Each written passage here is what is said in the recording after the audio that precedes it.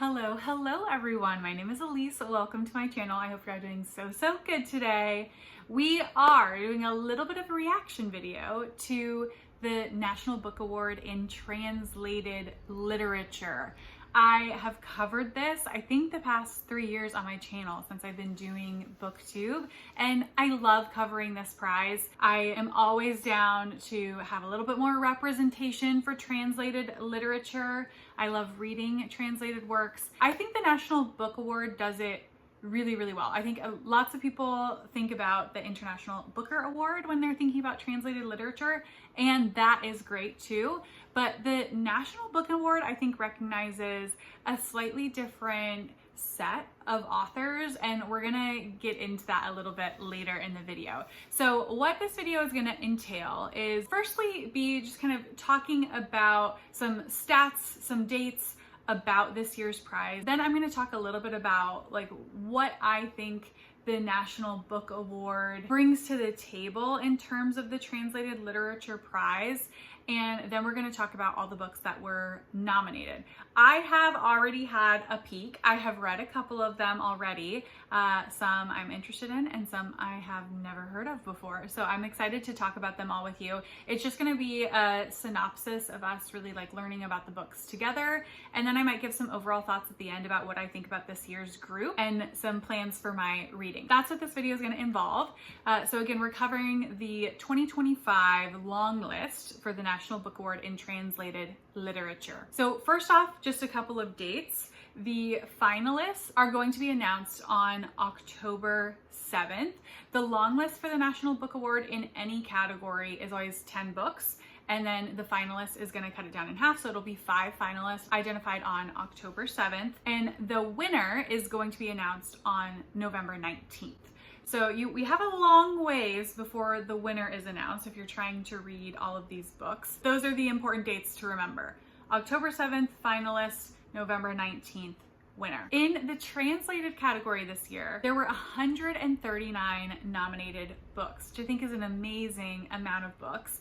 And of the 10 long-listed books, there are 9 different languages represented, which is one of the things that I love about the National Book Award. They tend to have really good range and variety in the language that they're representing on the long list, and this year is no different. So there's only 2 books that are translated from the same language that have been long listed, and this is also the first year that a book has been nominated, translated from Uzbek into English. So wonderful to see that as well. I also feel like that's been a bit of a trend lately to have some books nominated from languages that have never been nominated before. So we love to see it. The 9 languages that are nominated this year are Arabic, Danish, Dutch, French, Italian, Japanese, Korean, Spanish, and Uzbek. So that's the variety that we're working with. The things that I really enjoy about specifically the National Book Award in Translated Literature list is the National Book Award in Translated Literature or otherwise in the other categories is a champion of the debut. They love a debut at the National Book Foundation. And I do really appreciate them championing new voices. I think that's part of what you want a book prize to be, right? Like, I don't want to just hear about the most popular books from like the, highest number of critics. This is really like a small collection of judges, kind of in a niche way. Like, here's what we think the literature that you should be reading or checking out. And I love that. And just like getting a good mix of books, because best book is subjective at the end of the day. The other thing I really like about the National Book Award in Translated Literature is that it is a very open category. And I mean that in the sense that in the translated literature category specifically, the book can be either fiction or nonfiction. There's no distinction there. And it can also be a short story collection. And if there's one thing the National Book Foundation likes more than a debut novel, it is a goddamn short story collection. They love nominating short story collections, and I'm here for it. I have my own bias that I enjoy short story collections. I know they're a little less popular for people as opposed to like a novel or one singular piece of work, but I adore short story collections. I always want them to get a little bit more hype. It's such an interesting form that I think deserves just as much merit as a singular piece of literature. So love that it could be nonfiction, fiction, or short story collection.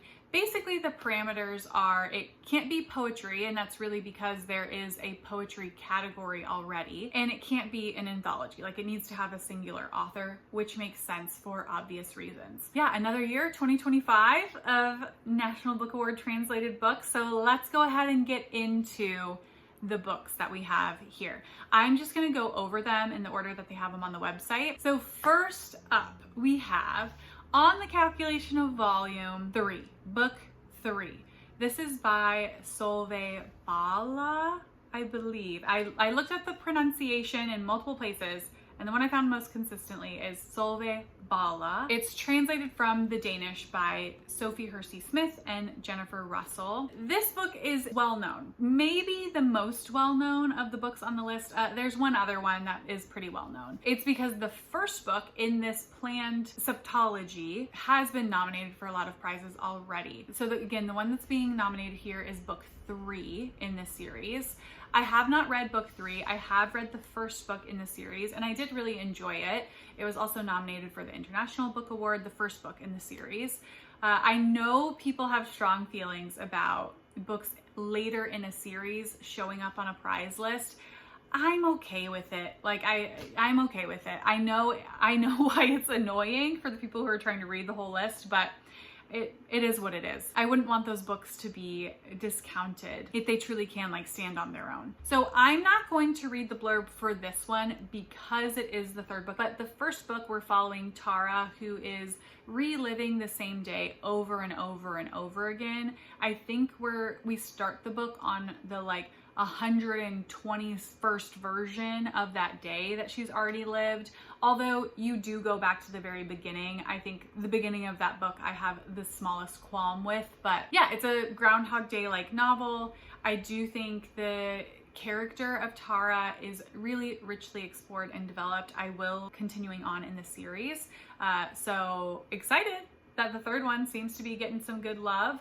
Makes me more excited to continue on. But that is the first book. So On the Calculation of Volume, book 3. And I should say that one is published by New Directions. There are 3 publishers that have 2 books nominated, which is a high amount to have multiples. And I will identify those when we talk about them. One of them is the next book, which is The Queen of Swords by Jazmina Barrera.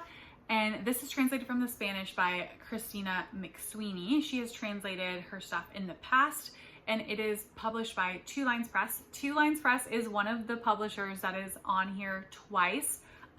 We love to see it. Such good timing. My publisher taste test video for Two Lines Press just came out a couple weeks ago. I love them, so I'm happy to see them have some books on here and get a little bit more buzz around them.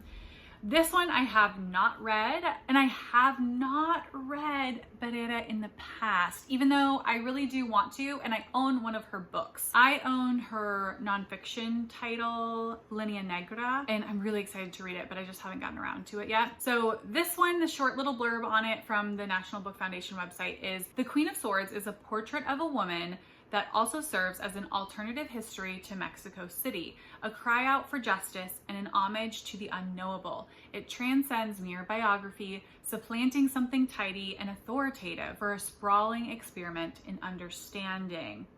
Okay, I'm intrigued. There are 3 books that have been nominated that have a spin on a historical figure. This is one of those books. And yeah, that's definitely like a theme coming up for the judges in this category this year.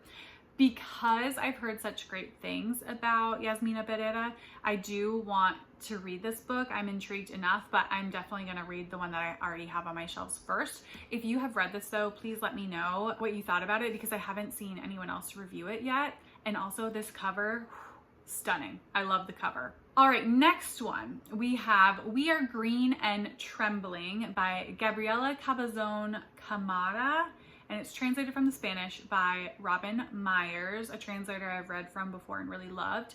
This one's published by New Directions Publishing. So New Directions is one of the other publishers that has 2 books, of which I've already talked about the first one. Now, I mentioned I've read from Robin Myers, the translator, before. I have read In Vitro, which is by Isabella Zapata, and I loved that book. It was one of my favorite books of the year that I read it. Her being a translator on something already has me excited, and I have heard that this book is very good. This is one of the other books that is based on a real figure. The blurb says, deep in the wilds of the New World, Antonio de Arauso begins to write a letter to his aunt, the prioress of the Basque convent he escaped as a young girl.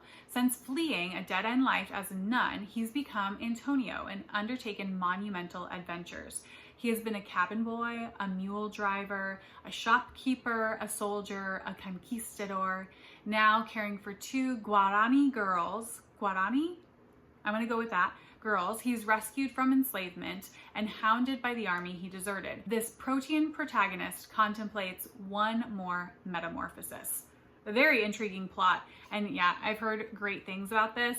This has been on my to buy list for a while now. I'm planning to buy a good amount of books a little bit later in the year, and this is one of the ones that I've been thinking about purchasing. So that one, if I had to guess so far, is probably the one that I'm most likely to read this year, pretty shortly. So that is We Are Green and Trembling. Are you interested in that one? Let me know. Next up, we have a book that I know nothing about. So I love it when that happens. I mean, I've seen the cover around, but I don't know anything about it other than knowing I know the cover. This is The Remembered Soldier by Anjet Daanje, translated from the Dutch by David McKay, and this one is published by New Vessel Press. The blurb on this book is an extraordinary love story and a captivating novel about the power of memory and imagination. I love those themes in books, so that already has me excited. It's taking place in 1922, following another soldier. So after serving as a soldier in the Great War, Noon Merkham has lost his memory and lives in a psychiatric asylum. Countless women responding to a newspaper ad visit him there in the hope of finding their spouse who vanished in battle. One day, a woman, Julienne, appears and recognizes Noon as her husband, the photographer Amand Copens, and takes him home against medical advice. But their miraculous reunion does not turn out the way that Julienne wants. I'm gonna leave it there. There's a little bit more, but that's intriguing enough for me. Yeah, that does sound really good. I like that premise. And again, those themes, themes around memory, I'm very interested in, and the fallibility of memory. So, this one sounds intriguing. This always happens where I want to read everything, and I know that's not realistic for me, but that one sounds good. Next up, we have one that I have already read, and that is Hunchback by Saou Ichikawa, translated from the Japanese by Polly Barton. This one is published by Hogarth, which is Penguin Random House, and Hogarth has 2 books on the list as well. Again, another one that was nominated for the International Booker Prize. I really enjoyed this book. Of the 5 books that I attempted off of the International Booker Prize, this is probably the one that I enjoyed the most while reading it. It's really short. It's talking about disability and marginalization. It's talking about sex and desire, what it means to truly be embodied. And I thought it was so smart. It's trying to be somewhat shocking and controversial. I think that is a big strength of that book, and it uses it to great effect. I think it does it well, and yeah, happy to see it here. So that is Hunchback. Next one, another book I have not heard of at all, is We Computers, a Ghazal novel by Hamid Ismailov, translated from the Uzbek by Shelley Fairweather-VegaYale. This one is published by Yale University Press, and it does have a very intriguing cover. So the blurb on this one says, in the late 1980s, French poet and psychologist John Peirce finds himself in possession of one of the most promising inventions of the century, a computer. Enchanted by snippets of Persian poetry he learns from his translation partner, John Peirce builds a computer program capable of both analyzing and generating literature.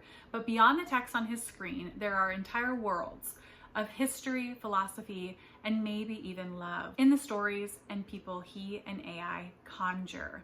Ooh, okay, it sounds really intriguing again. I'm sure we're gonna get more and more books talking about AI-generated literature. We're already talking about that right now. Some of the chaos that it's causing, how it really is detrimental to authors and editors and publishers, and really the whole bookish ecosystem as a whole.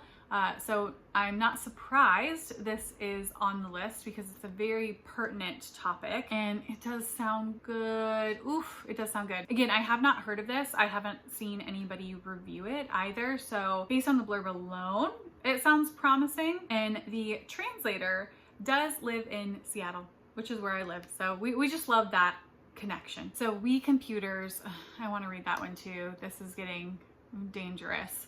All right, next up we have probably the other book that is the most recognizable from this list, and that is We Do Not Part by Hong Kong. This is translated from the Korean by Ye Won and Paige Anaya Morris. This is the other one that's published by Hogarth, which is Penguin Random House. And, you know, it's Hong Kong. So people are gonna know this book. She just won the Nobel Prize in Literature. And I have to say, I've read The Vegetarian and it was not for me. It was not for me. And that I feel like is her most well-loved book of what she's published. So I don't know if I would be surprised if I attempted this one. I guess I don't know what it's about. So let's read the blurb and I'll reserve my judgment until after the blurb. One winter morning in Seoul, Kyung-ha receives an urgent message from her friend to visit her at the hospital. In-seon, her friend, has injured herself in an accident and she begs Kyung-ha to return to Jeju Island where she lives to save her beloved pet, a white bird called Ama. A snowstorm hits the island when Kyung-ha arrives. She must reach In-seon's house at all costs, but the icy wind slows her down as night begins to fall. She wonders if she will arrive in time to save the animal or even survive the terrible cold that envelops her with every step. Lost in a world of snow, she doesn't yet suspect the vertiginous plunge into darkness that awaits her at her friend's house. Ooh, ominous, ominous. Yeah, like I said, I mean, the blurb sounds interesting enough, but not enough to pull me in for an author that I've read from before and didn't really enjoy. So you convinced me otherwise if you really feel strongly that I could like this, even though I didn't like The Vegetarian. But otherwise, this is probably going to be one that I skip. Next up, we have the second book from Two Lines Press, which is Sleep Phase by Mohammed Kir, translated from the Arabic by Robin Moger. This is a book that I've seen a lot whenever I'm on the Two Lines Press website, but it has not been one that here so far I have been interested in reading, but I'm going to read you the blurb anyway. After 7 years in prison, Warif is released to a changed Cairo. Freedom so far has been endless, inscrutable meetings with official-looking strangers trying to get his job as a translator back. This new Cairo, busy with expats and bureaucrats, is proving disorienting. What is he supposed to make of these self-assured newcomers who are so certain of his obsolescence, his subjugation, his solitude? They seem happy to provide him with a salary if he's willing to give up the work that gave his life meaning. As he encounters more and more resemble interrogations, I don't know what that means, and the futility of trying to escape the system set against him threatens to suffocate him, Warif escapes into the vivid colors of the city, looking deeper and deeper into the food, the people, the buildings, and the flowers, until what's real burns into fantasy. Yeah, I think I've read the blurb before because I always do research on the books that Two Lines Press is coming out with. And this one doesn't draw me in like the other ones. And I could use some that aren't interesting to me so I don't get out of control with my TBR. So Sleep Phase, maybe that sounded really interesting to you and happy to see it get nominated here. Two left to go over. Next up is another one that I have read, and that is Perfection by Vincenzo Latronico, translated from the Italian by Sophie Hughes. This one is published by New York Review Books, in the US at least. I believe it's Fitzcarraldo in the UK. Again, another one because I read it off of the International Booker Prize long list. This book was also shortlisted. And this book is really interesting because, again, of all the books that I read for my International Booker vlog, this is probably, of the books that I finished, the one I liked the least or enjoyed the least while reading it. But I do feel strongly that this book, of all the ones that I read, would stand up the best to a reread. This book does have a lot of layers that link back to the themes it's trying to tackle, and like so many that I know I was missing little details on my first pass, and I know that I would pick more up if I read it again. It is a little bit of a slog to get through, even though it's short, because it's meant to be a slog. It's about this like millennial malaise that is very common, and it's also about gentrification. It's also about social media culture, how that impacts millennial malaise, how it impacts, you know, this generation that feels really drawn to purpose. And I'm not mad about it being here. Again, I think it's such a great book prize book because you tend to have to reread for a book prize when you're a judge. And this one has got layers. She's got layers, and I'm happy to see it here. So that is Perfection by Vincenzo Latronico.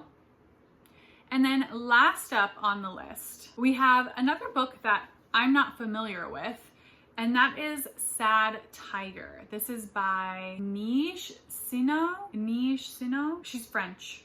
My French is horrible. And it's translated from the French by Natasha Lehrer. Natasha Lehrer is another translator that I have read from multiple times in the past, and I've really enjoyed her translations. This one's published by Seven Stories Press, which you may be familiar with because in the US they publish all of Annie Ernaux's work, who is also a French author, and Natasha Lehrer has translated a couple of Annie Ernaux's books into English. And the blurb for this one is long. I'm not going to read it all to you, but this one is inspired by the William Blake poem The Tiger, spelled with a Y. And the first part of this blurb says, Sad Tiger is built on the facts of a series of devastating events. Nij Sino, the author, was 7 years old when her stepfather... Ooh, okay. My eyes looked ahead. I'm putting out here now just a brief little content warning that's coming up here. This is a piece of nonfiction, and content warning for what I'm about to say. So if you don't want to hear something horrible, you have your moment to pause or move forward. So the author was 7 years old when her stepfather started to sexually abuse her, and at 14 or 15 the abuse stopped. At 19 she decided to break the silence, and this led to a public trial and prison for her stepfather. So she says immediately in the blurb, like, he does go to prison. And it says, through the construction of a fragmented narrative woven together with documents and thought like a peculiar personal investigation, Sino explores the different facets of memory, her own, her mother's, as well as her abusive stepfather's, and of abuse itself in all its monstrosity and banality. So yeah, obviously that one sounds very hard hitting. I'm almost glad that in the blurb it says he does go to prison. I feel like it's a relief to know that going into the book, knowing that you're going to be in heavy subject matter. And I know I said this is the same translator and publisher of some of Annie Ernaux's stuff, and Annie Ernaux has blurbed this book as well. Annie Ernaux famously writes nonfiction herself. It makes sense that she would be blurbed on this. So yeah, I'm interested in reading that one as well, as long as I'm in the right headspace for it. So that is Sad Tiger. Those are the 10 books that have been longlisted for the National Book Award in Translated Literature. Let's have a brief little mind meld about the 10 books we just learned about. I do think, there's heavy overlap with the International Booker Award between Hunchback, Perfection, and On the Calculation of Volume, even though it's the third book. I would not be surprised if the third book gets nominated for the next International Booker Prize. A high volume of overlap, but I thoroughly enjoyed all three of those books, so I'm not mad about it. And yeah, some really interesting blurbs. A couple of the books had to do with memory, which is a theme that I love. A couple of the books are kind of reimagining historical figures. While that has always been something that's going on, obviously in the aftermath of James, which was so successful last year, I think more readers are inclined to pick up those types of books. So that's great. And I do think of all the 10, there was only the one nonfiction, at least from my casting over of the initial blurbs, it only seemed like that last one was a nonfiction title. So that's pretty interesting. I don't think any of these were short story collections, which is truly crazy. It's truly crazy for the National Book Award. We have a lot of shorties on here. I have this conspiracy theory that I think most translated books are on the shorter end. Anecdotally, that's just what I see. But of course, there are things outside of that too. But I do think a lot of these are fairly short. A couple involving soldiers. It's a really interesting list. And I want to pick up almost all of them.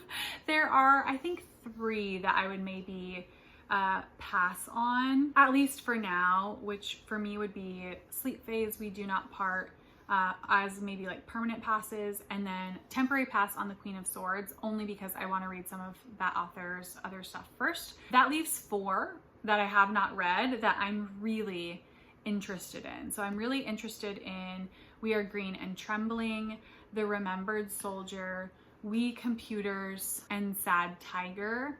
And then I was already planning on reading On the Calculation of Volume Book 3. So there you go, folks. I hope that was a good introduction to the long-listed books for you. Please let me know your thoughts about this year's long list in translated literature. If you're planning on reading any of them, if you've already read some, I really do want to hear your thoughts because it will help me with my own reading plans for the list. With that, we will leave it here and I will see you all in the next video. Bye.